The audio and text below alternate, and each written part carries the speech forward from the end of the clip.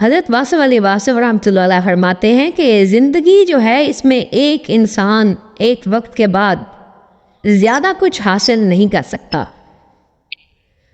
تھوڑے عرصے کے بعد آپ کے پاس خوراک ہوتی ہے، آپ غریب نہیں ہوتے، لیکن آپ کا معدہ غریب ہو جاتا ہے۔ کھانا موجود ہے مگر آپ کھا نہیں سکتے، اب آپ غریب ہو جاتے ہیں، آپ اجنبی ہو جاتے ہیں۔ پہلے آپ کھانے کے بعد ہاضمے کے مالک تھے، مگر اب کھانا تو ہے مگر ہاضمہ نہیں ہے، اور کچھ عرصہ کے بعد خواہش ہی نہیں ہوگی، آپ کو جیسے الگ کر دیا گیا ہو، آپ اجنبی ہوتے ہوتے الگ ہو جاتے ہیں۔ ایک وقت تھا جب نظارے بھی تھے اور نظر بھی تھی، اور اب وہ وقت آ گیا کہ نظارے تو ہیں مگر نظر کمزور ہو گئی، اب آپ کے لیے نظارے کمزور ہو گئے، پھر آہستہ آہستہ شناخت کمزور ہو جائے گی۔ انسان یہ پوچھتا ہے کہ تو کون ہے؟ تو وہ کہتا ہے میں آپ کے چچا کا بیٹا ہوں۔ کیا تم رشید ہو؟ وہ کہتا ہے میں تو حبیب ہوں۔ کہتا ہے کہ اب تو نام بھی نہیں یاد رہتے۔ گویا کہ یادداشت بھی گئی تو بصارت گئی، بصیرت گئی، یادداشت گئی، ذائقہ گیا، شکل مسخ ہو گئی، پہچاننا مشکل ہو گیا۔ اگر کوئی پرانا بندہ ملے اور وہ کہے کہ میں وہی ہوں تو یہ پوچھے گا کہ کون؟ وہ کہتا ہے کہ میں۔ یہ کہتا ہے کہ جھوٹ نہ بول، تو اس کا بھوت لگتا ہے۔ وہ کہتا ہے کہ میں ہی ہوں۔ یہ کہتا ہے کہ پھر کوئی ثبوت دو۔ وہ کہتا ہے کہ فلاں بات یاد کرو، تو یہ کہتا ہے کہ ہاں تم ہی ہو۔ اس کا مطلب ہے کہ آپ اپنا ثبوت بھی ختم کر بیٹھتے ہیں، پھر اپنی پہچان بھی مشکل ہو جاتی ہے۔ کبھی آپ اپنی پرانی تصویریں دیکھیں تو کہیں گے کہ یہ میں ہوں۔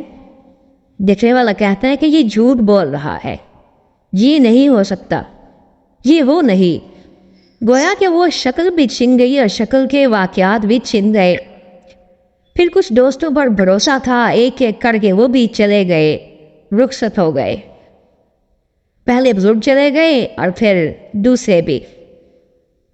تو ایسا ہوتا رہتا ہے۔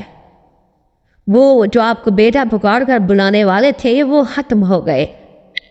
آپ بھولتے جا رہے ہیں سارے واقعات کو۔ اگر آپ کی یادداشت کمزور نہ ہوتی تو آپ تو ویسے ہی پاگل ہو جاتے۔ بھول جانا اللہ کی بڑی مہربانی ہے، ورنہ کل کا دکھ آج کا دکھ ہوتا، اور کل کا غم آج کا غم ہوتا، بلکہ غم کم نہ ہوتا اور غم ہمیشہ ہی رہتا۔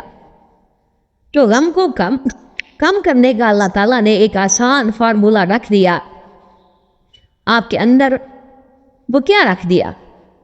بھول جانا۔ اللہ تعالیٰ کی انتہائی مہربانی ہے، اگر ابدی غم، مکمل غم ہو، ہمیشہ رہنے والا ہو، تو وہ شام کو ختم ہو جاتا ہے اور نیند آ جاتی ہے۔ وہ پہلے رو رہا تھا، روتا جا رہا تھا، پھر نیند آ گئی، پھر کہے گا کہ اب بھوک لگ گئی۔ لوگ کہتے ہیں تھوڑی سی چائے تو پی لو پھر رو لینا، تو وہ آرام سے چائے پی لے گا، آرام سے سو جائے گا، پھر صبح اٹھ کے رونا شروع کر دے گا۔ تیسرے دن کہے گا کہ میں کس کام میں لگا ہوا ہوں، جو ہونا تھا سو ہو گیا۔ اللہ تعالیٰ نے یہ فارمولہ رکھا ہے۔ پھر یہ دیکھو کہ شخص جنازے کے ساتھ جا رہا ہے جس کا باپ مرا ہے، بڑا مشکل وقت ہے اور بڑی پریشانی ہوتی ہے، لیکن اسے کہتے ہیں کل کا اعلان کر دے کہ کب ہوں گے۔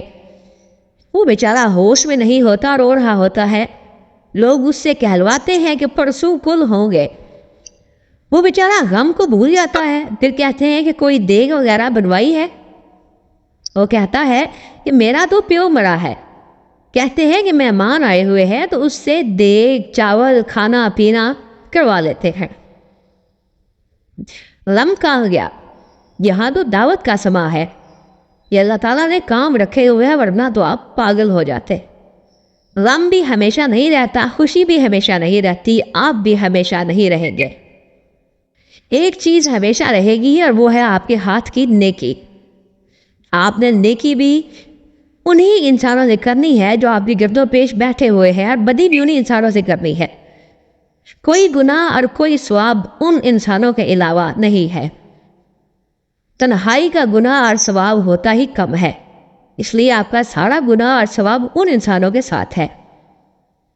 اللہ تعالیٰ نے آپ کو یہی دیا ہے۔ کیا مٹیریل دیا ہے؟ لوگ تو لوگوں کے ذریعے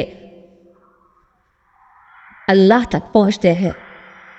ان لوگوں کے بارے میں یاد رکھنا یہ پہلا وظیفہ ہے۔